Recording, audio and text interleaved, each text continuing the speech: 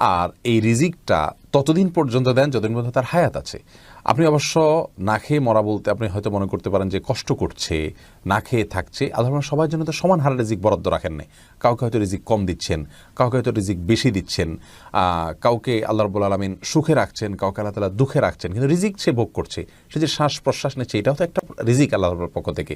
সে পৃথিবীতে বেঁচে থাকছে, সেটাও একটা রিজিক। হ্যাঁ, আপনি বলতে পারেন যে তার উপার্জন কম, সেক্ষেত্রে আল্লাহ তাআলা দায়িত্ব নিলে উপার্জন কম কেন?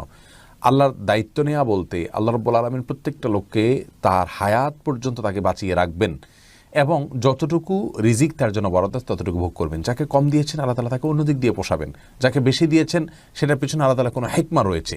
বিধায় মৌলিকভাবে আল্লাহ তাআলা প্রত্যেকটা মানুষকেই রিজিক দিচ্ছেন। রিজিক এই শব্দটির মিনিং অনেক ব্যাপক, সেটি আল্লাহ তাআলা সবাইকে দিচ্ছেন।